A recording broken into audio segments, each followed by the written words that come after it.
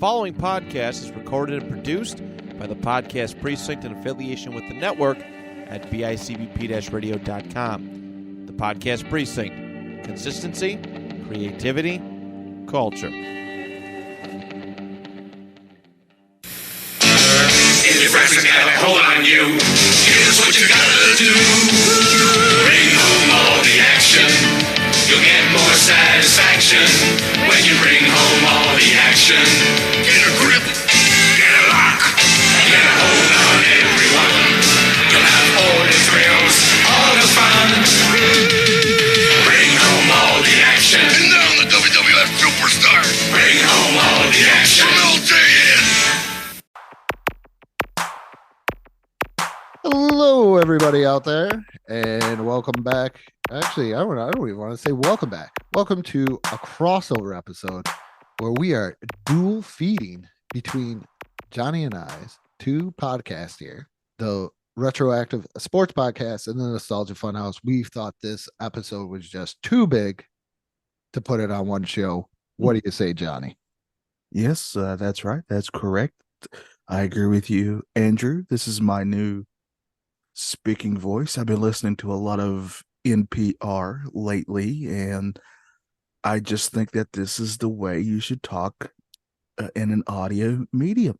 This is as loud as I will get, even when I'm angry. In fact, right now I'm just furious that Andrew decided this change right when we got on. He was like, Johnny, we're going to just record both of these, and that other idea we had that you put research into, well, screw that. That doesn't matter. And that's fine. I mean, that's fine with me. I'm not mad about that at all. I've worked on my anger management and all is well. Not what you told me, Johnny. That's a complete lie. My research was I Googled movies from eras. Yeah. That was my research for that. But no, we're doing something fun here. Andrew, I've decided that in today's realm of pop cultureness, what's the big thing going on? That, of course, is the idea of multiverses, right? That's a big thing and a lot of stuff going on. So I have a number of podcasts, and I've decided that this is the Johnny Podcast Multiverse. They're all connected somehow, and that's by me. And today we're connecting two podcasts with Andrew and myself. So you're either going to be listening to this on our sports one or on our pop culture one. And guess what? It's going to be the same. It doesn't matter which one you listen to. Or if you want to get crazy, listen to them. Let's get nuts. Two different feeds at the same time. Oh, dude, dueling feeds. Dueling. Do that, and make people question your sanity. That's the greatest thing. I love doing that. Yeah, I do that a lot. Andrew, what did we decide was just so big, such a big idea that we're going to put it and would actually fit both a sports podcast and the Nostalgia Funhouse? So this is going to be a two-parter, but the second part will be only on the retroactive one because this one episode is too big. So, Johnny, we're wrestling fans. That's right. I think you probably keep up with it a little bit more than I do, but we both love the pageantry, the showmanship, the athleticism. And this goes out to the guy that called Andre the Giant not a legitimate athlete on our Facebook page. Okay, sir. Oh, I forgot to tell you about that. Yeah, I'm going to have to go back to my NPR voice for this one because that really, and I mean as nice as I can, pisses me off. It made me mad too. I'm legitimately great about that. If you don't think Andre the Giant was an athlete, then you don't know anything about Andre the Giant. There, I said it. Stand by it. So we are drafting between probably the two greatest eras in wrestling history, and we are going to pin these two eras together. That is the golden age of wrestling, from what I understand, is 82 to 92. Right. Yep. Against that wacky, crazy era of the Attitude Era, which some people say not quite known where, but 97 to 2002. Yeah, basically, if you're into pro wrestling, this is the era of the Monday Night Wars, as they say, Yes. is that era. So this is going to be fun. But which are we doing for both shows, Andrew? We're doing the draft. So we are drafting. We have to make 10 picks in each era. So we're going 20 rounds. That's the other reason why we were like, hey, let's combine this. Yeah, I don't want to record 4 hours. We're not Jim Cornette. Okay. We can't do 4 hours of wrestling talk. Just can't, and I won't do it. I'm pretty sure I could get you if I mention Mick Foley enough times in a row. Yeah, that's fair. So we can only pick wrestlers from that era. So from either one of those eras, which a lot of wrestlers cross over. Yes. So if we pick a certain wrestler, we have to define what era we're picking them from. Agreed. Yeah, let's go ahead and set some rules here. I like this. Obviously, if I pick one or you pick one and that wrestler's off the board, can't be picked again. Nope. I'm gonna go ahead and say that they can't be. Do you think different versions? Let's just use the easy one, Hulk Hogan, for an example. 80s Hulk Hogan is different from NWO Hulk Hogan, right? Yes. Or Hollywood Hogan, as he went by. Do you consider them both a pick each, or if you take Hogan, then the other Hogan's off the board? Nope. Once Hogan's gone, Hogan's gone. I agree with this. Okay. Okay, because I am that guy that like when we're playing a sports game, and if you're like, I want to be the Lakers, and I'm like, I'm going to be the Lakers, and the other person's like, well, I'm going to be the Lakers too. No. Yeah, I can't do that. It's Highlander, baby. There can only be one, and you got to behead me if you want to take my place. Yes. So please don't behead me. If you're like, I want Hollywood, so you pick Hollywood. I cannot pick Hulk anyway. Gotcha. Also, tag teams. Tag teams will count as one pick. We got to have at least one tag team match on the card. So we each got. So we each have to pick one tag team in our draft. Yep. For each era. Yes, agreed. I think that's pretty much the only really rules that there was. Other than that, as long as they fall between those time periods, they're up for grabs. Because really, if you think about it, this is WWF regaining control from WCW and pretty much the rise of WWF eras right here. The end of the territories and in the golden era. Yes. I'm going to throw in a wrinkle here. I didn't discuss this with you, and it's purely because I just now thought about it. Feel free to veto this idea. I'll also say that we're technically going to do 11 picks because the extra pick is we each get to pick a manager slash somebody who would go to the ring with them. You know what I'm talking about? Like your Bobby Heenans or your Paul Heymans. Okay. Or if we pick the person, do we get the manager? No, I'd like that. I think we pick the manager. Yeah. Okay.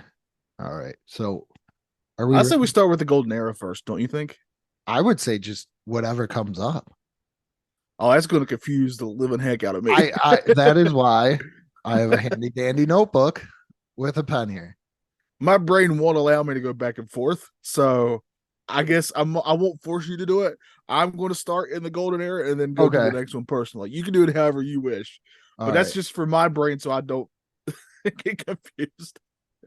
I was just going to go with whatever. Yeah. Usually we're the other way around on this stuff, folks. Just so you know. Usually I'm the one with whatever, and Andrew's the one with we gotta let's have some sort of structure here. This is very odd. Yes, it is. This is definitely the multiverse is clashing here. I think so. Doing that. All right, so I have the handy dandy coin flipper. You call this time. I called last time. Oh, okay. Well, no, because that's not fair because I can see what it landed on when I went to the coin toss. I mean, I can't see it either way, so it doesn't matter. I can make you see it. Well, that sounded really rude.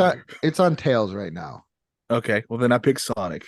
In the words of Tom Hanks in The Terminal, 50-50. That's right. I'll go heads. I'll call heads. You know what? That was funny because I was gonna say, oh, here we go. And it's heads. All right. Okay. We're not doing snake. We're just gonna go first, second. All right, I like that. All right. This is a lot of pressure having this number one pick because I think that there's two huge guys. Yeah, that are very obvious here. I gotta go just purely because I loved seeing how certain people would take his finishing maneuver. I gotta go Stone Cold Steve Austin. Stone Cold. No stunning Steve Austin. Oh no, he wouldn't be able. No, I'm picking the Stone Cold. Could you imagine if I said no? I want the stunning Steve Austin. I'm actually Who gonna, was still quite good, don't get me wrong, but Stone Cold is literally what brought in this era of the most popular pro wrestling had ever been, was when Stone Cold got huge.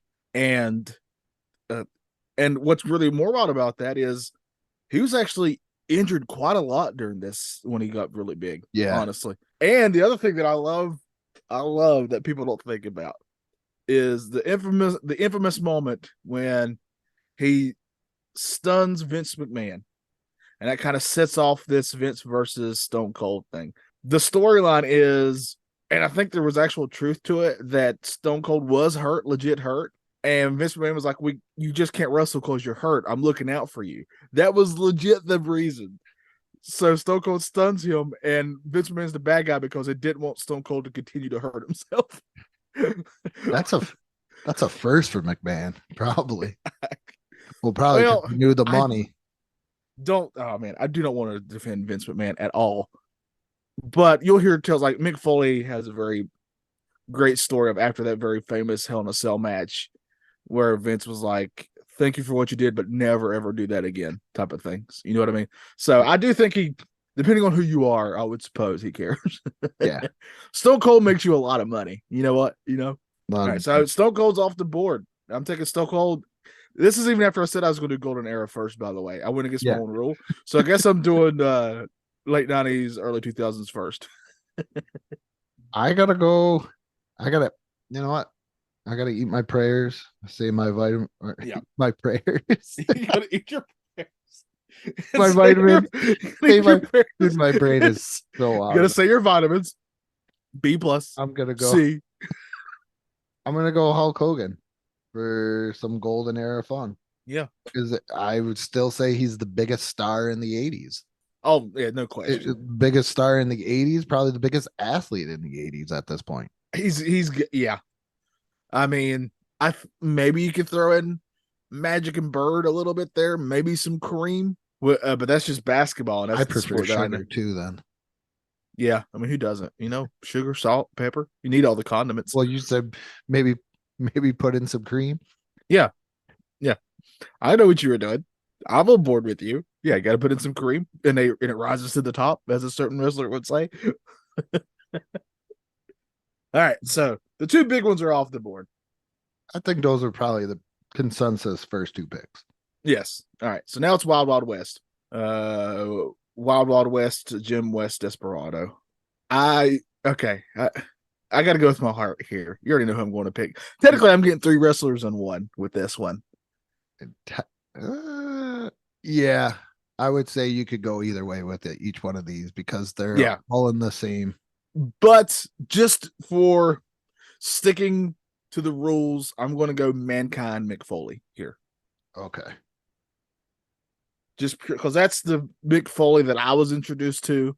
That's the first one that I knew and instantly gravitated towards, in my opinion, one of the greatest talkers of all sports entertainment, as they like to be called. Criminally somehow gets left off of a lot of those lists, which I do not understand. How do you not include Mick Foley as one of the greatest talkers? I mean, even when he was in ECW, he was just incredible. I think it's the cryptic promo of Mankind. There's a lot of the gimmicky stuff, but even that stuff's good though. Like his I feel his stuff was good. Even when he's in the dungeon with the Jim Cornette's rat, he's great. George? Yeah, with George. So I got to go with Mankind Mick Foley here because he was one of those rare ones. And there's a few wrestlers who can do this, but there's not very many who can do comedy, and you would laugh and they're very funny, but it takes away none of the credibility at all. Yeah. Crap. Got to do it. Do you smell that, Johnny? It doesn't matter what you're smelling. You're taking the rude man. I'm going with The Rock. I got it. I understand it. Yeah. I caught you there. Caught you. Yeah. Caught you snoozing. Gotta go with The Rock. if I can't get Stone Cold, I gotta go with The Rock. Probably the macho man of the Attitude Era. Man, I love Macho Man, but I would say The Rock was probably bigger than Macho Man, just at a popularity, I would think, and crossover wise. Macho did crossover. Heck, he fought Spider-Man for crying out loud, Did but The Did you Rock is. hear that he did research for like 30 years to do that role? I know that's incredible, right? He pro wrestled research for 30 years just to be a bone saw. It's pretty incredible, if you It ask me. really is. All right. Okay, man, that's a big one to take off the board too. Yeah. All right, this is our own personal drafts. Yes. Okay, I'm going to do it. To me, this guy was the one guy that I think the WWF wished they could have during the whole Monday Night area. He's the one guy who never ever went over there until way late. I'm going with Crow Sting here. Roasting. Crow Sting, who, if you go back and watch, and calm down, ladies, keep your underwear on. I have went back and watched Nitros, WCW Nitros. The gimmick when he first got into that gimmick was you would see him in the rafters, the Velociraptors. You would see him in those, and he wouldn't speak. Like, I was just thinking he wouldn't talk. He didn't talk for months, I don't think. And it was such a big deal because he was set to dress in all black with the white face paint, and he looked really freaking cool. So, and side note, also, I'm very me and my mama are quite close. I love my mama, and one of her favorite all time, besides the Rock and Roll Express, was Sting. She loves Sting. So I gotta take Sting not only for myself, but for my mama. I didn't watch wrestling for like probably after 93. So a good 4 years. Yeah. Till after WrestleMania 14. And then I saw Sting. I'm like, that's not Sting. Very different, right? Yeah. But it is. But it is Sting. Oh geez. Who do I got? I'm trying to think of like some WCW guys, but there's a lot of guys that I think I could get later on. Oh man. I'm gonna go with Bret Hart's favorite wrestler. Goldberg. I think I know where I'm going with this, and I think I might have some fun with this later on. Only All the right. That's a good pick. I would have picked him. He was one of my favorite wrestlers during that era when I was growing up. So Bret Hart probably would have hated me. Which would have made me sad because I like Bret Hart. But I almost went with Das Wonder Kid, but I figured it would be a little bit too high.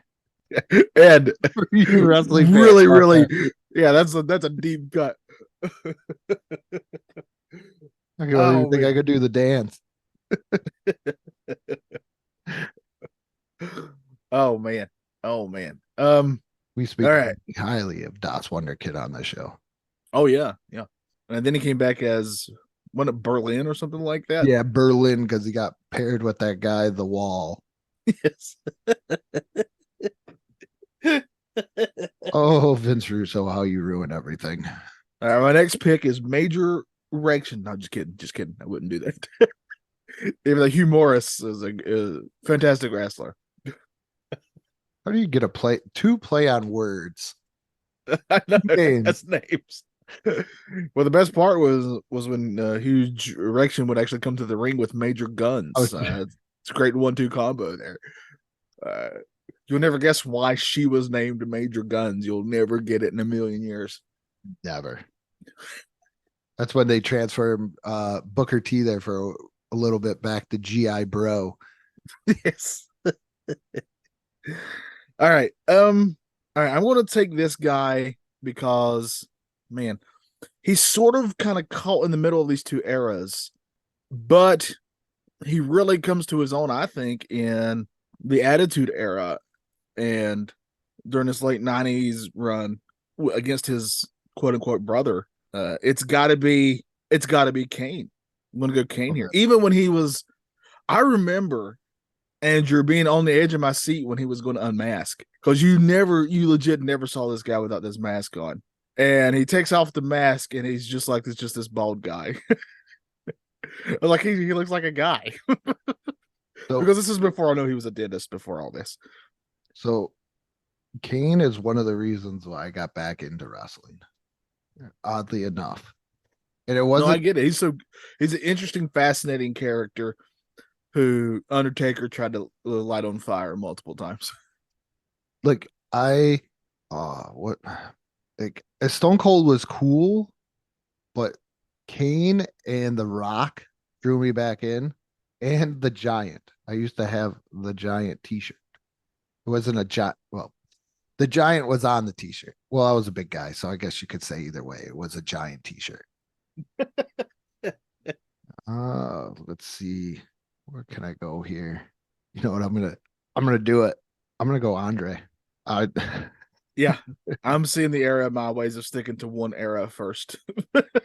I'm gonna go with Andre the Giant. That is my showstopper, my attraction. Well, not so much showstopper, but attraction right there is Mr. Andre the Giant.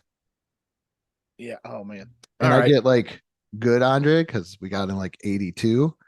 So he's still a movable person. Yeah, he's still got a little left in the tank there. Okay, I'll see your Andre, and I'll raise you a big sexy. And I'm going to go Kevin Nash here. Because not only do I get big sexy Kevin Nash, I get one of the greatest matches of all time when he was finger poked to Doom. And also, That's horrible. and also I don't want to brag, but he stood up against the Teenage Mutant Ninja Turtles.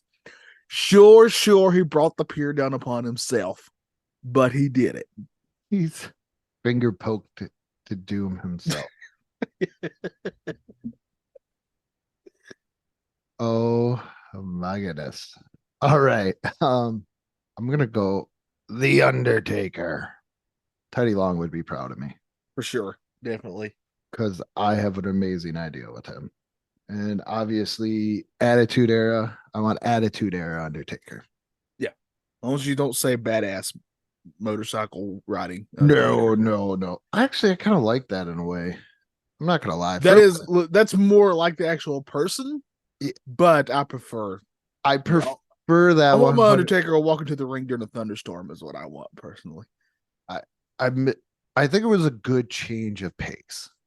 He had been that Undertaker for a long time, and I don't blame him for wanting to change it up because he literally had been doing that for 20 plus years or something at that point. Something like that. Yeah, so I get it. I'm not mad at it. I understand it, but I just can't accept the Undertaker, one of the greatest legends of our time, going to the ring with Limp Bizkit's rolling, playing in the background. I won't do it. It was American Badass there for a while. Yeah, but I just rolling. Yeah, I still need that bell, that doom. Yeah, me too. I mean, Pro Wrestlers theme music is a show for another time. Yeah. Oh, that's a whole show by itself. Yeah. Okay. All right. Well, I already took Kevin Nash. I think it's time for me to take the other guy, the other outsider. I'm going, and honestly, had one of the coolest finishing maneuvers in my opinion. Well protected too. Yes, very much so. And we're going Scott Hall here. Got to go Scott Hall, one of the coolest there ever was. And he was one of those wrestlers when it was all coming out. He was going through that hard time in his personal life. Like, it really bummed me out because I just like this guy so much. And another one when he passed away really sucked. So, but Scott Hall, man, I remember my favorite things was he went through when he was in NWO, he went through this time where he would do these. He would get to the ring, he'd grab a mic, and he would quote unquote ask the crowd while they were there, "Are you here for?" And he'd always do it this way: "Are you here for a WCW?" I love how people do that. WCW. Yeah, make it as southern as possible. Or for the NWO. So I gotta go Scott Hall here. All right. I am gonna go with one of your co-hosts on the panel discussion. You can't pick Shaq. He's a basketball. Oh, oh no, baby. I'm going with Dusty Rhodes. Dusty Rhodes all day, baby. Obviously, golden era. I'm Oh, not yeah. doing that attitude ECW Dusty. I want good Dusty. I Hey, want he was in the Pizza Hut NWO for hard like times Dusty. he was in the NWO for like a month. Yeah. They that They knew what that they were was a doing, right? whole I had a whole episode idea for Johnny and I that we put on the back burner because it's a good idea. Might be a good little YouTube video because it can be done real quick. Yeah. Like just going through the list of MWO people and thinking about the people that we should just kick out. Yeah. It'd be a lot. So my next pick is Virgil. Just kidding. Do you want Virgil or Vincent? Oh, that's I'm gonna need an hour to think Well, about this. if we go Brutus Beefcake, man, there's good. Do you want the disciple? Disciple or do you want your haircut? Which one is it? Disciple. I could have gone my whole entire life in peace, knowing that Brutus Barber Beefcake was the like. I just didn't want to know that he was the disciple. Yeah. The disciple looked so cool and intimidating, and then when somebody was like, "That's Brutus Beefcake," and I'm like, "I'm out." Yeah. Yeah. I wanted to do the Seinfeld, to slap my money, slap the remote on the table, and go, "I'm done. I'm not watching this anymore." Yeah, I got it. I understand. All right. Now I'm gonna have some fun with my next picks, as long as you don't pick them. I gotta go with the guy who I remember when I was younger and I saw this guy. I was like, man, I don't get why people like him. But then as I got older, I was like, this guy freaking rules, and I became a huge fan. And he's one of my all time favorites. But I'm going to take him during this not the golden era, during his personal golden era, which would be right between his WCW and his WWE run, kind of right in there. I'm going to go with Latino Heat himself. I'm going Eddie Guerrero here. There we go. Incredible matches, incredible. Anytime he got on the mic, if you go back and just watch him and listen to him, he just kind of oozes. Machismo? Yes, I had to. yes. But charisma too. He had everything, and to this day, I mean, there's been great frog splashes. Don't get me wrong. Rob Van Dam's is pretty great, but I will always say Eddie Guerrero had the best one. So I'm going Eddie Guerrero with my next pick here. I wish the NW or the LWO would have worked. Well, they had some great wrestlers in it. That's for sure. Do you hear that in the background? I don't hear anything on my end. It sounds like bagpipes over here. Don't do this to me. This is why you gotta switch. This is why you gotta switch. My brain won't let me do it. This is why you gotta switch. I'm going with Hot Rod, baby. Golden era. I'm not going to have anyone to pick. Golden era Hot Rod. Yeah, because you're at 7 with Attitude Era. Oh, God bless. Golden era Roddy Piper. That's one of my all-time favorite wrestlers ever. Oh yeah, great in the ring, great on the mic, great in the movies. Yeah. All right. Shocked me when he was in that softcore Cinemax movie. I'm like, wait, Roddy, no, Roddy. Childhood ruined. Well, I'm about to ruin your list, and I'm going to I think I have to start choosing from the golden era. I will not have anyone left. I'm going to go Macho Man here. All right.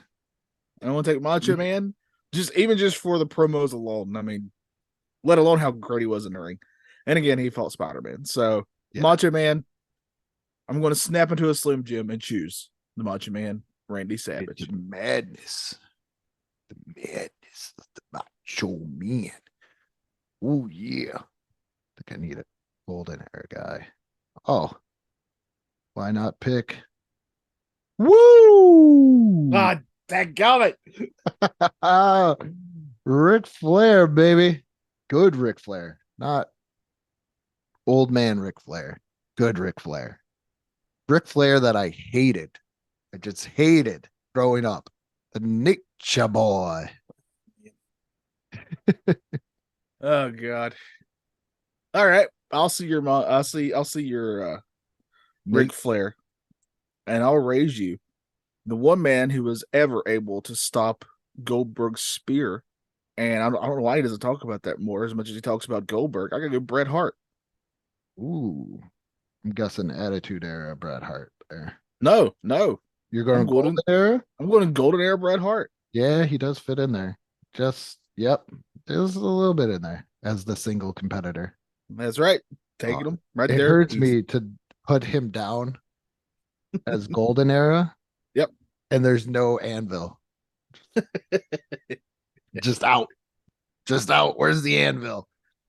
I was never really too good at picking favorite people in tag teams. I can say I wasn't a Marty Jannetty guy. No, but I wasn't either, but I am also I always usually when it comes to tag teams and one guy's always more popular. For whatever reason, I always gravitated to the less popular guy almost every time. Like I'm a Matt Hardy guy. You know, I know people love Jeff and Jeff's great, but at the end of the day, I thought Jeff just jumped off high things. he still does. And don't get me wrong, I would never do any of that. So he's got some major cojones, as they say. But yeah. And Matt was super cool to me that one time I met him. It doesn't take a lot to make me a fan of yours for life, and he did it. And then I got depressed when I watched him walk, just like Mick Foley. They don't get around very well. No, and I can't believe Matt Hardy's still doing what he's doing. He needs a. I just wish he wouldn't hit his head all the time. But anyway, You made it sound like you're king, like you're learning how to walk.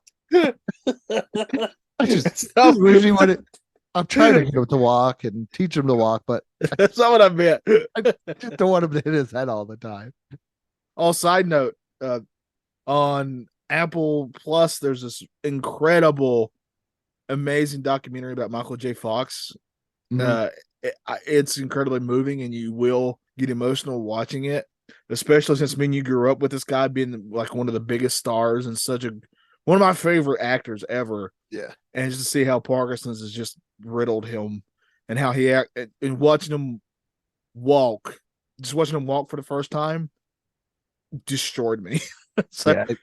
I saw him on stage with Christopher Lloyd, like a little clip, and I was like, oh. And he falls all the time because he can't help it. And he's always breaking bones and stuff because of that. Anyway, go watch it. It's an incredible documentary. Oh, I just had somebody. Thanks a lot. I'm gonna go with my favorite wrestler of all time, even though my favorite wrestling podcaster doesn't really enjoy him. I do, because he was the guy that got me to watch WCW. And I'm gonna go with Chris Jericho. That's right. He was on my list for my next not golden era, for the Attitude Era for sure. I love me some Chris Jericho. His WC stuff is very underrated, by the way. Oh, that whole thing he did with Goldberg, calling him Greenberg and everything else, and Stuff he did with Dean Malenko was incredible. To this day, if I see a picture of Dean Malenko, I refer to him as Stinko Malenko. I just have to. I don't know why. I refer to him as the man with one less hold than Chris Jericho. Yeah.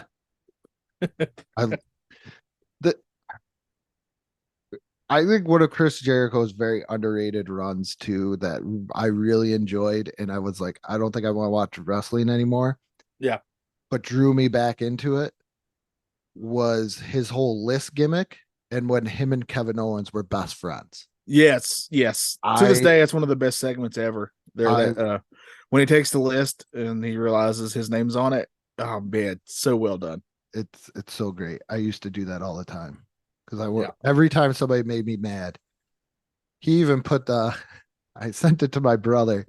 What was it? Hurricane Irma that hit Florida, and my brother was like in the middle of Hurricane Irma, and he put Hurricane Irma on the list. And he went through, you want to ruin people's lives? Huh? And he did the whole bit on this video. And he was like, guess what, Hurricane Irma? You just made the list. So for him to put a hurricane on a list And not the Hurricane. We're not Yeah. talking about Shane Helms. Well, I'm going to continue my golden era run here, and I'm going to go Jake the Snake, master of the DDT. One of the few wrestlers who would talk and you would listen and he didn't have to yell at you, which is always impressive to me, Or throw especially as I get older and I notice everybody's just yelling. Or throw a beer can at your head.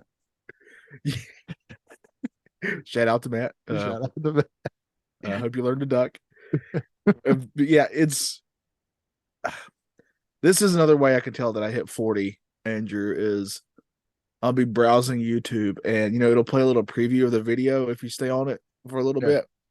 And it's like just a younger person looking at the camera and they're talking like this at you. Hey, can you get ready for this? We're going to talk. And it's a subject you're like, I'm interested in this subject, but they're yelling and shouting at me and I just can't do it. I can't do it either. I cannot. So here's what we're trying to say. Talk. Calm down. Yeah. Just relax. Chill out. Yeah. Have a beer and throw it at Matt Johnson's head. What if he made a gimmick out of that? People throw beers at his head. He could have like came to the ring together. Jake would just shotgun a beer and then throw it at Matt's head. Yeah. I wonder if Matt made a crap load of money, if he would be okay with that gimmick. I don't know. I'm good. Whenever Matt talks about it, we're putting words in Matt's mouth here. Yes. But whenever Matt talks about it, it's not necessarily a happy memory for him. No. So I don't know. I don't know. I think it's one of the reasons why Matt was like, wrestling is not for me. Matt is way too good of a person and what I understand about the wrestling business, he is way too good of a person to be in the wrestling business. Yeah. You have to deal with a lot, that's for sure. All right. Where am I at? You took Bret Hart, but then I took Hot Rod. Yep. I got an idea here. And this guy didn't suck, but a lot of people said he did. And that is Kurt Angle. Man, I was hoping he'd stick around. I was hoping you forgot about him. Well, we were talking about Matt, and it popped in my head. Yeah, I know how much Matt loves Kurt Angle. And I guess he won a gold medal with a broken freaking neck. I've heard that before, yeah. That's the rumor going around. That is the rumor? That is the rumor. He's also the other guy when I think of someone who can do comedy, but takes away none of his credibility when it comes to his in-ring stuff. So great. I still love just a sexy Kurt. I still think about him wearing that cowboy hat and trying to sing with the ukulele. That's just such an incredible thing. And then he would turn around and you wouldn't laugh at him in the ring. I tell you that much, because he would destroy you. But yeah, oh man, great pick. Shout out to the late great Sherry Martel. Oh yes. I couldn't believe she was Peggy Sue. That's another deep cut for wrestling fans. If you look up, you're like, all right, who's Peggy Sue? All right, golden era here. All right, and the only person to wrestle and destroy people that way and help defeat Cobra. No, that's what I wanted. Damn it. I should have picked him first. Sergeant Slaughter is my next pick for my golden era team. Oh, I can't believe you laughed him. I thought you would have got him quick. I wanted him, but I was like, I was going to be sneaky. I thought it was going to be sneaky, go with Kurt Angle, but I should have known you're on a golden era kick right now. So, damn it. Had to do it. Okay. I'm going to go with this man. Recently passed away. He was no jabroni at all. First guy to use the word jabroni, from what I understand in the wrestling business. And I'm going with Sheiky Baby, the Iron Sheik. That's a really good pick. Sheiky Baby. Really, really good pick. Winner of the gimmick battle royal at what, WrestleMania 17? I think so, right? Yeah.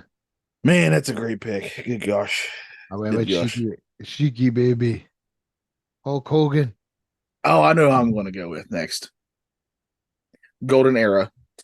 Here, though, he kind of could fit both, I guess, technically, but I'm going to use Golden Era, which would probably be when obviously be when he's younger, and he got around even better. And he was in one of the first Nintendo wrestling games I ever played. I'm going Bam Bam. Bam Bam Bigelow. Great Golden Era pick here. Golden Era Bam Bam. Yeah, man. Just that's in the era of when you see a big guy like that doing cartwheels and freaking doing flips and stuff was incredible. Now, if you're a big guy and you don't do those things, you're like, why does this guy even wrestle? Yeah. Yeah. But during this era, like it was incredible to see this stuff. And he just had, I mean, you just see this look of this guy with the flames tattooed on his head and the, and the suit he would always wear to the ring, or his outfit, whatever you'd call that, with the flames on it and stuff. He just looked so freaking cool to me every time. Oh my goodness. How did I leave this guy off? Because you know what? He is the perfect pick. Mr. Perfect. Man. That's right. Not Kurt Hennig. Mr. Perfect. That's a great pick. All right. You're going to be really mad at me for my next pick. Oh, you are. I can't believe you've left him to still be here to be picked as I continue my golden era kick here. No, you're not going to do it to me. Please tell me it's not who I think it is. Andrew, if you have a car and Damn it. it breaks down and you can't drive it anymore, where do they throw that car? Into the junkyard. There's junkyards. No, they take it to a used car salesman or they sell it to the $1 Million Man, Ted DiBiase. So you're taking the $1 Million Man. Okay. No, I'm junkyard. I think you'd be so mad at me. This is I gotta have him. Yeah, this is what happens when you take my Roddy Piper. I would have taken your junkyard dog. Oh, I was hoping like you would just slide. No, he's the man. He's so great. Underrated promo guy too, by the way. Junkyard dog. I love the junkyard dog voice. Just so easily likable too, right? He's just one of those guys like you just immediately like this guy when he's on your screen. What a likable dude. His story is just so sad how it ends, but during the golden era though, there was one of the biggest stars is Junkyard Dog. Junkyard Dog, baby. Thump. Let's see. I'm trying to. Oh, I could go either way. I'm evened up now. Oh man. I got one more to be evened up. Yes. So yep. Your 7 Attitude Era. Yep. 6 Golden Era. 6 and 6 with both. Damn it. Who do I want? Okay. You know what? I'm gonna go with Mr. PPV RVD. The whole effing show. Rob Van Dam. I felt as an ECW fan, if I did not take an ECW guy, I was not going to do this list justice. Oh, man. I'm trying to decide who I want to take next. There's a lot of really good Golden Era people still around here. There's. But my other issue is some of these people I want to say for the other era. Man, this is tough. Yeah, that's why I love doing these. Like, okay, I know. Oh man, is he? Oh, you're gonna take B. Brian Blair. Oh, or are you gonna take your tag team with the Killer Bees right now? Oh man. Oh gosh. All right, this is just tough for me. I'm trying to decide. Okay, I'll just ask you. Would you consider Owen Hart Golden Era? I consider him either one. Because it's 92, he was was he in that tag team with Coco High Energy? I think so. Yes, 91 to 99. And then High Energy was 91 to 93. So I would say you could take Golden Era Brett or Golden Era Owen. Well, see, when Owen, the reason I even asked though, well, sadly, obviously, that tragedy happens like kind of right on the cusp of Attitude Era, really. Yeah. Um, and he kind of his biggest moments are obviously like kind of in the middle between the two. He was sort of one of those bridges between these two eras in a way. I would say he goes. But if you're going to allow it, I'm going to take him for Golden Era. I got no problem with Golden Era. He was there. All right, I Owen do Hart. remember Owen Hart by himself a little bit. And I won't Owen make you Hart do for Blue sure. Blazer. Thank you. Blue Blazer was fine, and he made it work because he's so good. Yeah. But I will Owen Hart. Yeah. Oh, yeah, not a problem. Yeah, because that's when he would work like I remember that. It was High Energy and the New Foundation. New Foundation's what I remember. Yeah. You don't remember High Energy with him and Coco? I remember Coco, obviously, but I mean, I went back and knew and saw some of it, but I don't remember him growing up. I definitely remember New Generation stuff or New Federation. I think I'm gonna take this guy because he kind of intrigued me watching his Dark Side of the Ring. Yeah. And everything else is it's what do I want though? Do I want Adrian Adonis or do I want adorable Adrian Adonis? Well, It is up to he you. comes to me either way. So I'm gonna go with Adrian Adonis, and when I make my card, I'll make the pick there. I think that would probably be the best way to do it because both of it. I mean, his gimmick is he's only in the golden era. Yeah. That's for sure. Yeah. All right. So now I'm tied. So I can go Yep. either sides. Oh man. Mm, I am thinking. I'm trying to think of my issue here is do I want to take this one guy by himself or as my tag team? And that's what I'm trying to think of. Oh no. Oh good gosh. Who do you got? All Yeah, it's gonna right. be I'm just gonna do brain busters. I'm doing brain busters. Oh, I almost wanted to take Arn Anderson by himself because he's one of my all-time favorites. but you want that Well, Tully in there? but I got to throw some Tully in there. I mean, they're probably most famously because that was their WWF run was the Brain Busters, but I liked them prior to that. If you go back and watch old tag team matches with these two, oh man, they're doing what the good tag teams now, like FTR, do now. Like you can tell they were really influenced by these just great in ring stuff of just smart heel bad guy tag team wrestling is what these two excelled at. And Arn Anderson also one of the underrated talkers too, again, which is a big deal to me. So I'm going to go. I'll just say Brain Busters because I think that's probably the one most people remember when they went, even though they weren't actually in the WWF for super long. No, I'm gonna go Road Warriors. That's a good pick. I just gotta get this done. Golden Era, not no LOD 2000, not Legion of Doom, because I've learned throughout history that Road Warriors are better than Legion of Doom. I just if you watch anything old with them, once that I Am Iron Man hits, Yeah. that's a pop. That is just absolutely crazy. Yes. All right, I'm going to take my other tag team. I'm going to go with my Attitude Era tag team, and I gotta go Hardy Boys. I have to go Hardy Boys. I gotta take them. I'm from North Carolina. If I don't take these guys, I'd probably be kicked out of the state. On top of that, but they were legit my favorite tag team. Between them and Edge and Christian was the two I was trying to choose between because I'm a giant Christian mark. Just so people know, love Christian. Edge is fantastic. Edge is great. But again, I'm one of those guys. I don't know why. I always gravitate toward the lesser of the two. And I mean, I just mean by star status. I don't mean anything else. Like just two people, popularity, I guess. And Edge is fantastic. I really like Edge a lot. But man, Christian was. Do you remember when he actually he won? Well, they had split up the title technically, but he won a SmackDown version of the world title. Yeah, no, I didn't really watch it then. I choked up because I just like because I like the guy so much. Because that's like right when Edge retired. Yeah, yes. But my pick is the Hardy Boys. Some of the best.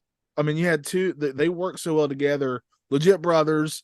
but also because Jeff could do the high flying stuff, and Matt could actually do a lot of the. He's really underrated in his actual wrestling skills stuff, and that's when they kind of worked really well. And they didn't try to hide their accents either when they talked, which is also great to me. I can't. Because Vince McMahon famously does not like a Southern accent. No. I can't believe they lasted this long, or he lasted this long. I'm going with HBK. I've been debating him where if I picked him where I was going to take him. Where you take him? Just on that cusp of the Attitude Era. Yeah, he's another one of those kind of bridges in a way. I gotta go HBK. The Heartbreak Kid, Shawn Michaels. There's my showstopper. There you go. Yeah, can have a great match with anybody. Yep. My favorite Hulk Hogan match is with him. I really do enjoy that match for how stupid it is. I realize even though if you really break it down, Shawn's been a real dick. But it's very funny to me.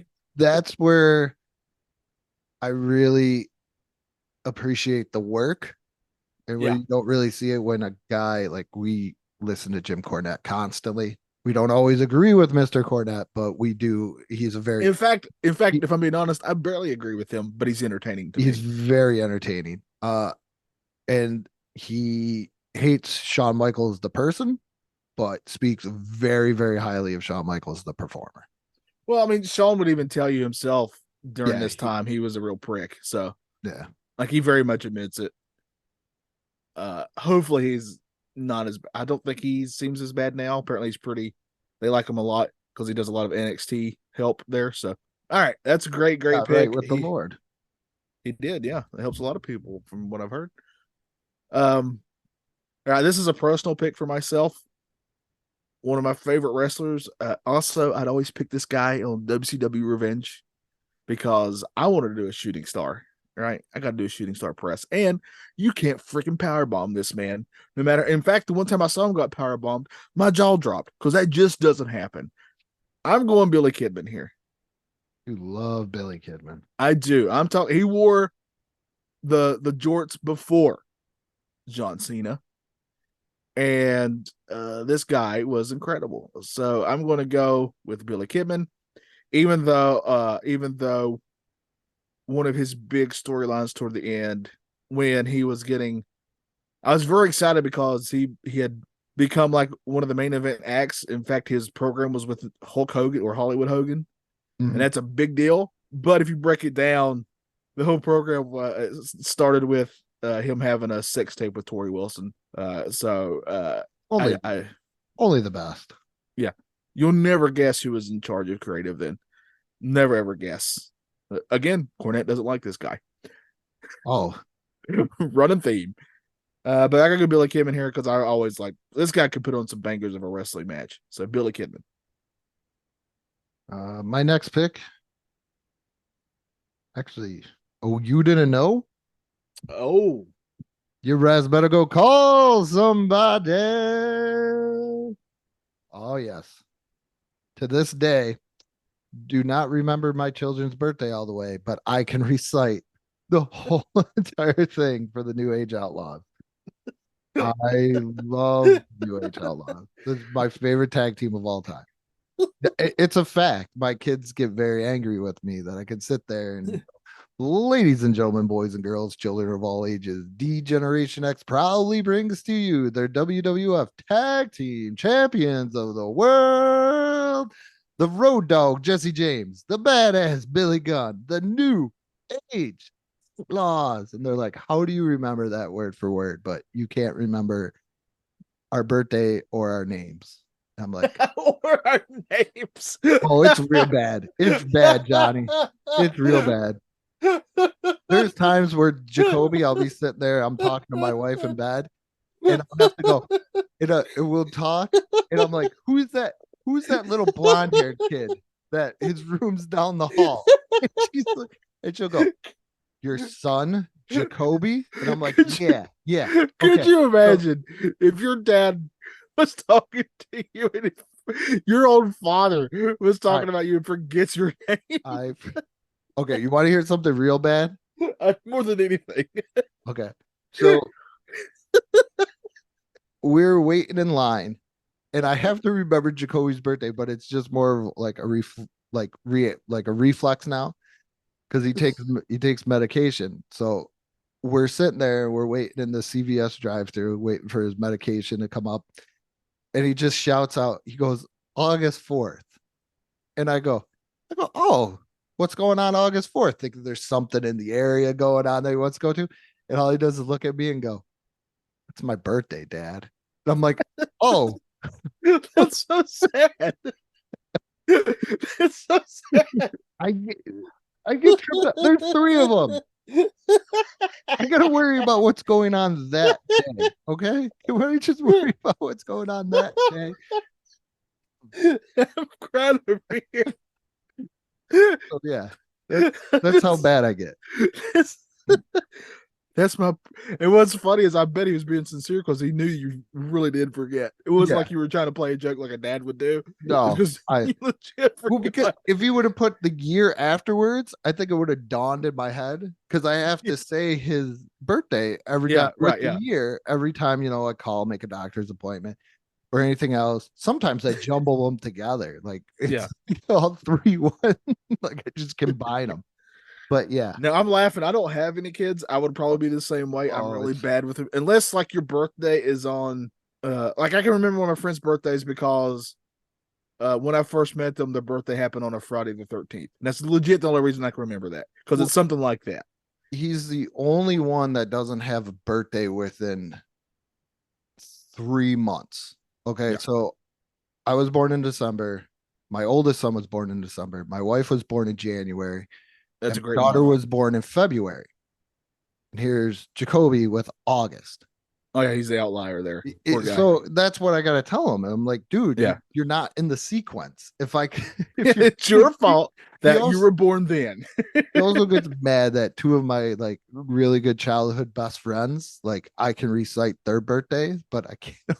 But they're also September, Yeah. and November, so it's like a fall type deal. Like if your Right, yeah. birthday is in the summer, I can't comprehend it. Like I have a cousin that, well, they tell me he was born in May, but in my mind he was born in June. So I always Right. wish him a happy birthday on the day, in air quotes, that they say he was born, but that's probably the actual day. But in my mind, he was born in June for some reason. I have him in June. Yeah, But I if got you're- you. It's just if- so funny. Like I just imagine your son just being just so dejected in the backseat of your car. It was his dad didn't know it was his birthday. Oh, he knows. He knows. Oh, that's gonna be a dark side of the ring coming up. If he gets into wrestling, that's gonna be a story for sure. Oh yeah. I can see the reenactment now. drive through to CVS. Oh God. All right. I'm gonna go ahead and get my last pick for the Attitude Era. I can't believe this guy is still here. I'm going to have some great matches with my picks here in this era. Just with my last 1, 2, 3, 4 picks, I'm going Rey Mysterio. Ooh. Not filthy animal Rey Mysterio. No. I'm talking masked Rey Mysterio. Still going today. Still putting on bangers today. Pretty incredible if you think about it.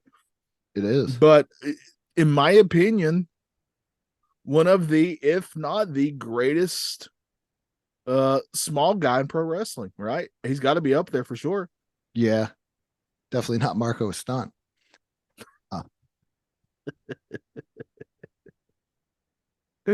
Yeah, Rey Mysterio. I mean, Rey Mysterio just is so dang cool. And do yourself a favor if you like pro wrestling at all and you haven't gone back and seen the Halloween Havoc of the match with him and Eddie Guerrero. Oh, Got every way to see it. That match is incredible. One of the best matches I've ever seen. But just such a great, like, innovative wrestler too. Like he would pull out a move out of nowhere. It just looked incredible. And it really does take a lot for me. This is just my personal likes when it comes to a pro wrestler. If you're a high flyer, it takes a lot for me to like you if you do a lot of high flying. Yeah. I like you to mix it up and make it look like a real quote unquote fight. That's just what I personally like. I don't mind the comedy. Actually, I kind of enjoy the comedy and the mixture of it. But I want to have a little bit of, I like to be worked too. Work me, just Yeah. work me. I don't. But I think Ray did a really good job of like his using his size to like making it look like it's an advantage that he throws himself at people in these certain ways. Like he was, and also famously the memory that will always be etched in my brain is Kevin Nash lone darting him into the side of that that trailer. Poor Ray. But Rey Mysterio, and that closes out my Attitude Era draft. Except for I'll actually go ahead and next time I'll take my Attitude Era manager. So who's your next pick? The Dudley Boys. I gotta go. Are you taking all of them or just the two main ones? I'm just taking Devon. I'll even throw in Spike Dudley. I think you got to have him too. He was my favorite Dudley personally. I was always a big fan of Big Dick Dudley, the one at Monster. Yeah, I was just always jealous. I'd be like the adequate Dick Dudley would be my name.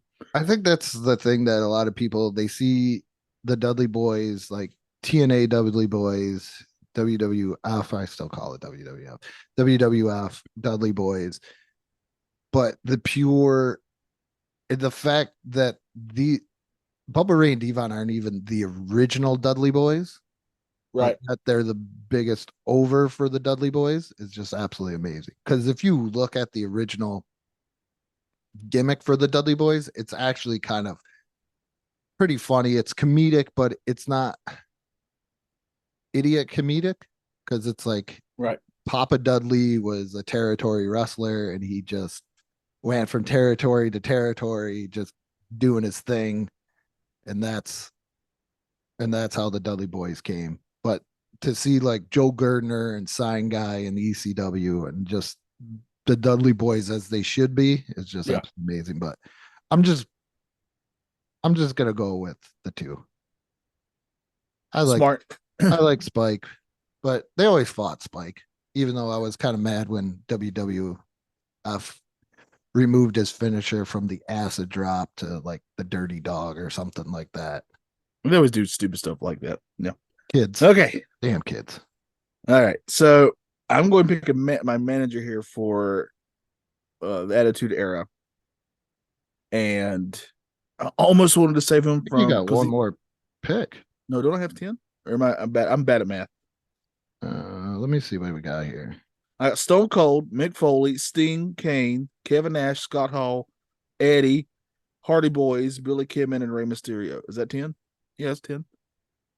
Maybe I'm bad at math. Yeah. Okay. Am I right? Yeah, I think you have one more Golden Age guy. Right. Yeah, I haven't finished my Golden Age for sure. Yeah. All right. And I'm probably throwing you off because I'm technically picking. I made us pick 11. Yeah. That's probably throwing your numbers off. But yeah, I'm going to take my manager here for the Attitude Era, and I almost wanted to save him for the other era, but there's another guy I want for that era.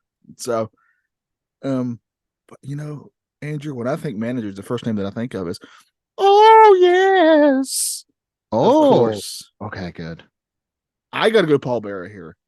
One of, in my opinion, greatest and most unique characters in pro wrestling. And was a legit, by the way. The reason that he got that gimmick, because that wasn't really his day job.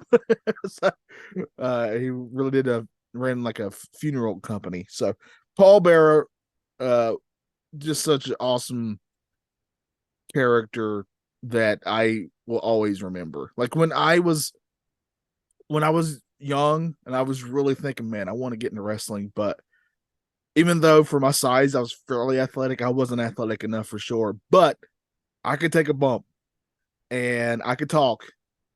And I was looking at the certain Paul Bearer. I was like, you know what? You could do it. I think I could do something like that. I think I could be a really good manager because I could be a mouthpiece for somebody for sure. And ultimately, obviously, I never did it. But he was my big inspiration. Percy Pringle.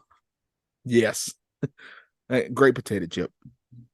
I got to go one more tag team because I'm out of balance. And I was thinking, I got two Golden Era in mind for what I want to do. You know what? I'm going to do it. I'm going to go with Loverboy Dennis and beautiful Bobby Eaton. I'm going with the Midnight Express. Oh, that's a great pick. That is a great pick. Man. Bobby Eaton, by the way, another underrated guy. Oh, hugely. and probably the nicest guy ever in wrestling. From Yeah. what I understand from Sounds like it, right? Mick Yeah. Foley, like people talk about Mick Foley, but even Mick Foley was like, no, I think Bobby Eaton at Yeah. time. This is the guy, Bobby Eaton, who was a heel, but also would make sure he carried extra pairs of socks, underwear, food, whatever he had on the road, just in case somebody needed it. That's absolutely amazing. And I love the story of when Bill Dundee found out that a wrestler was dating his daughter, and he was furious, absolutely furious. And she said, "Who are you dating?" And she said, "Bobby Eaton." And he said, "Oh, okay, that's fine." So Oh, right yeah. there just speaks volumes of how great Bobby Eaton is. I've heard stories of him buying kids hot dogs Yeah. before events, like Right. be outside and they wouldn't have enough money, and he'd be like, "Here you go, kid." So Yeah. but I get All right. I'm gonna go with the Midnight Express. It's a good pick. This guy could technically fit in either, but I need him for my golden era because that's the spots I have left, and he's still there. And he's another one of those guys. When I was young, was like, I don't get this guy. But as I got older, I was like, this guy's actually pretty great. And I think it's just I had this hang up about submission finishers. I don't know why. For the longest time, I just hated them. But I mean, he had his own express even, Andrew. And from the sounds of things, and today, if you meet him today, he's actually one of the nice guys today, from the sounds of things. And you have a great story about him too, by the way. I'm going to go Lex Luger, or Luther, as I accidentally call him from time to time because I read too many comic books. Lexi. That's right. Fantastic bus too, by the way. You know what? Take a little listen to this commercial break. Every week on the Superstation, there's a storm, live, thunder. Last Thursday night, an avalanche of agony smothered Booker T and the NWO ambushed the Wolfpack. Thunder, tonight, 8:05 Eastern, only on the Superstation. So one more Attitude Era singles. Damn it. Who do I want? I think I got all the big. You know what? We didn't get all the big ones. We didn't get Triple H. You're ready to play the game, I guess. I am. And I also have the combination if I want to make another tag match. I got the original DX going there. See, I got the Outsiders if I want to do that. Can't believe I missed that up there. But all right. We should have everybody know. All right. So I have my last golden era pick here. Yeah, you should have your manager. No, I have an actual pick. I have a wrestler here. Yeah. Man, we just did this, Andrew. I know we just did this. I love you, buddy. Let's do this. We can do this. I believe in you. This is such a good idea on paper till we actually gotta. Oh, it's still a great idea, and I refuse to believe otherwise. Despite how maddening it would be if you can count and we can't. Oh man. All right. So I'm trying to decide who I want for my last pick here. I'm kind of down between a couple guys that are still on the board that I really like. I'm trying to decide. Oh man. Between one guy who always had a 2x4 with him, or Gee, I wonder who that could be. You know, I think that's the only. There's probably two, maybe three acceptable times in life that you can shout the word "ho." Yeah. In public is like, it's that or Santa Claus doing it 3 times. Santa Claus, or if you're at like a Thundercats convention. Oh yeah.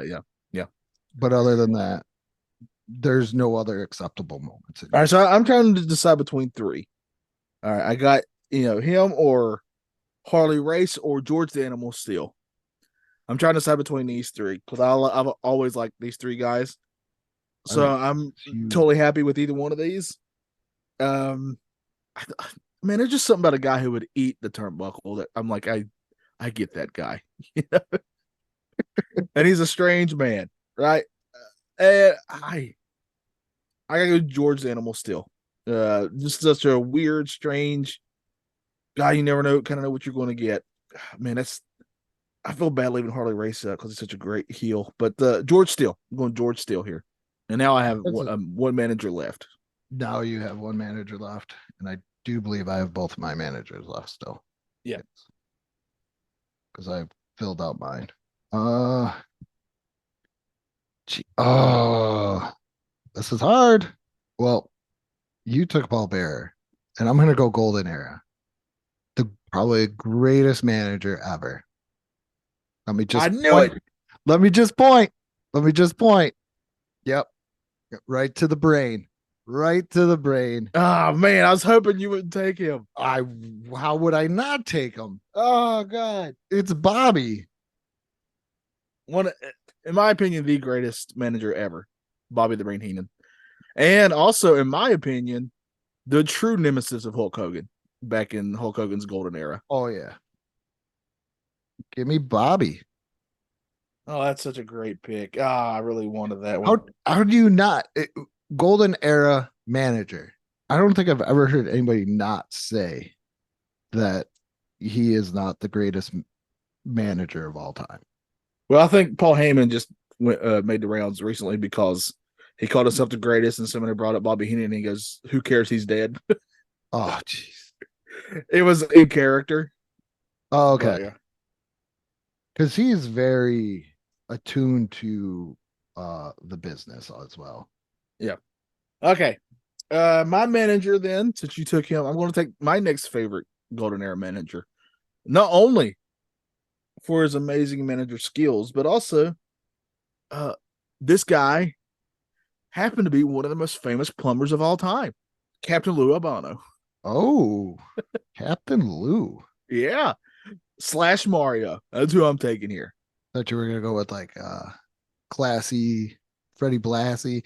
I could have, but you know my heart lies with an Italian plumber, and he was my Mario because when that cartoon came on and he was playing the live action Mario, that sealed it for me. Jeez.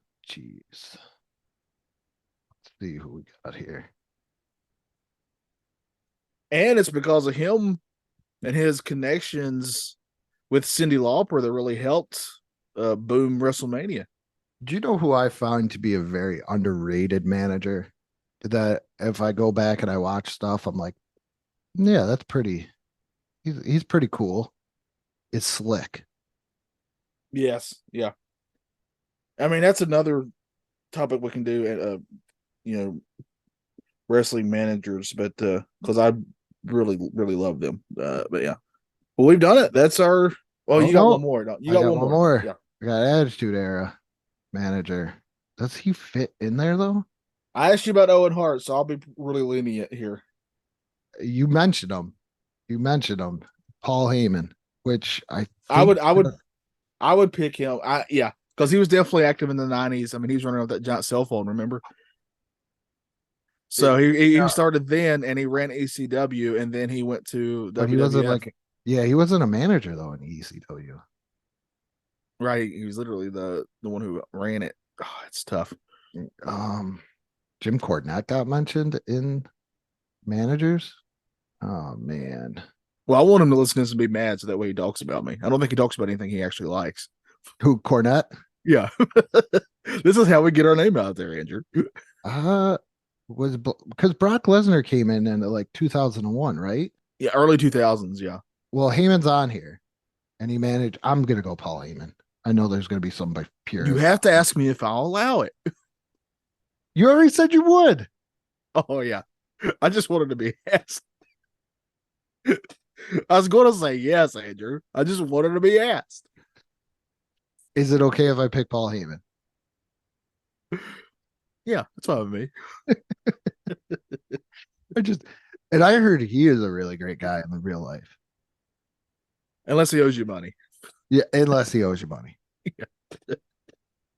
I heard conversational wise to lesser, I don't want to say lesser talent, to the extras like Matt was. Yeah, or if you're not on top of the card. Yeah. There's great stories of if he liked you, he would really pull for you and do what he could to help you. If he saw something in you and nobody else was seeing it, he would really push for you. Is Roman Reigns right now without Paul Heyman? That's a lot of characters. I mean, a lot of wrestlers you could say that about, right? Man. All right, well, we did it. We got our picks for both these eras somehow. I think we've got the correct number. I think we do. If we don't, we will drop or add people. I was kind of going through the list as we were talking, but yeah, I think we did it all. By some miracle from Vince McMahon himself, we've done it. Minus the terrible things.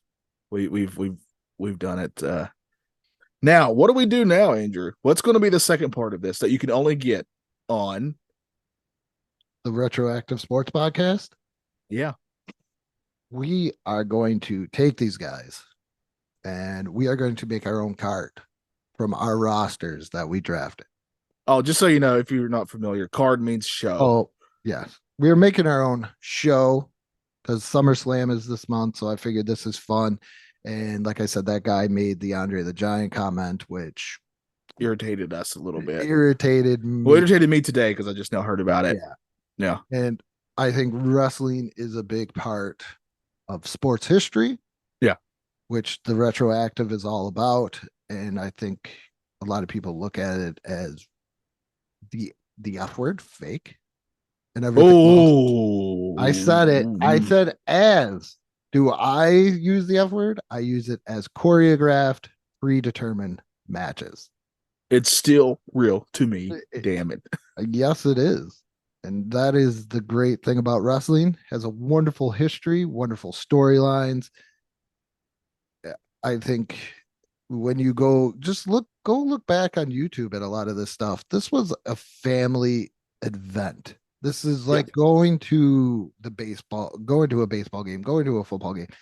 This was a family event. You see grandma, grandpa, aunts, uncles, everything else in the stands. So to bag on wrestling, I mean, you can, to each their own, but it's something enjoyable. Yeah. It's a reality scape. It's like any other sports or any other TV show. It's to each their own. And it's a beautiful thing when it is done 100%. I want to say 100% perfect, but when it is done right, and you actually have to sit there and wonder, how did they pull that off? And is that guy really hurt? I kind of think you can go to a wrestling show, no matter who you are, and you'll find at least one person or one match that'll really, really catch you. Oh, yeah. Because there's all kinds of different styles and different characters and people. Somebody's going to float your boat, as they say. There's just too many good things out there when it comes to wrestling, I feel.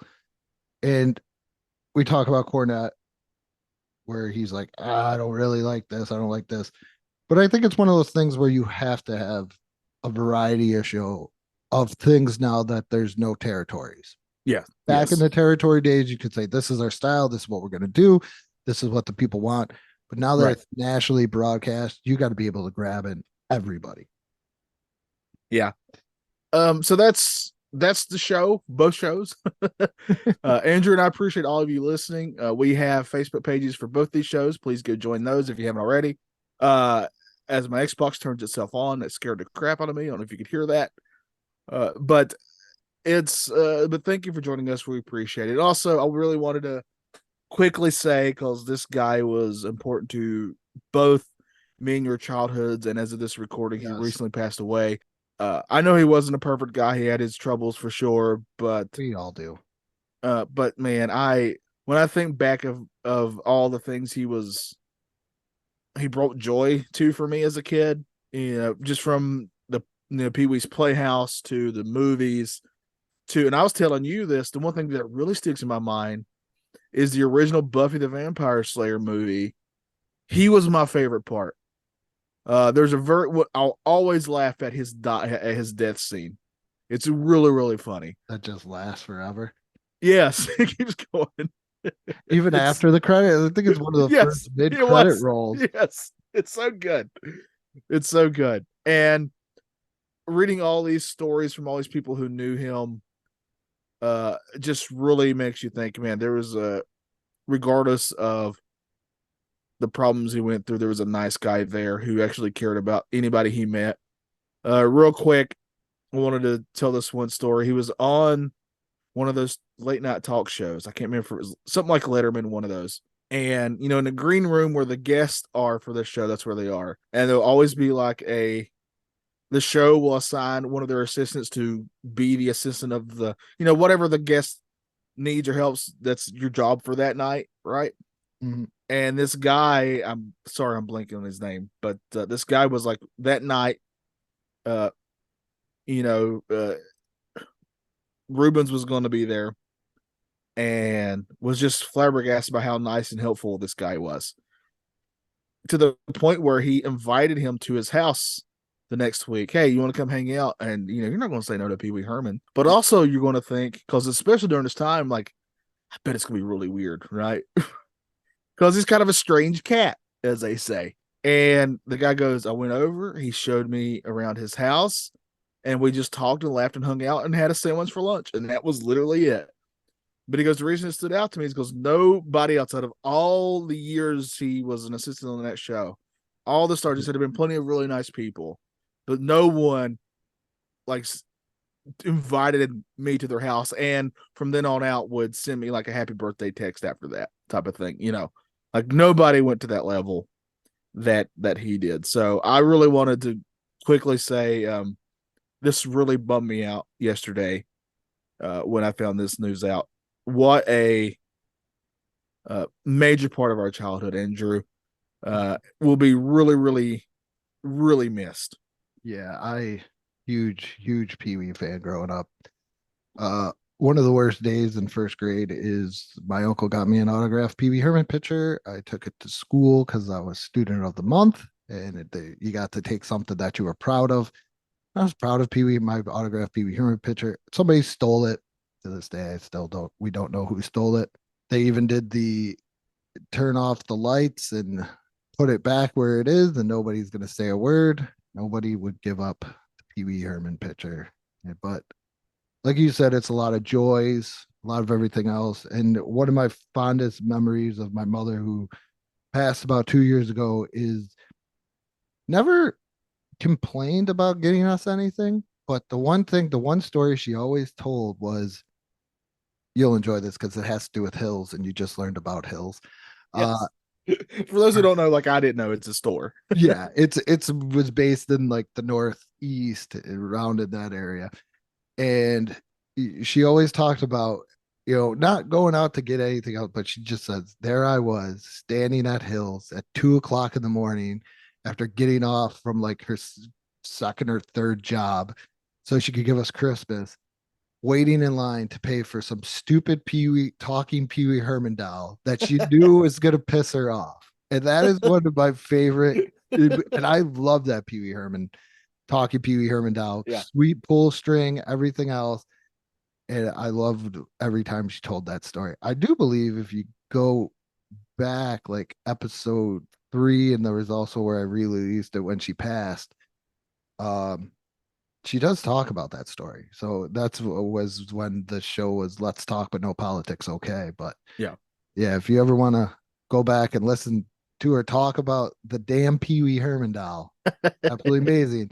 So there's two things. She knew so much that Pee Wee gave me joy in my life that she was going to do it. And she sat through, because we watched the Christmas specials, everything.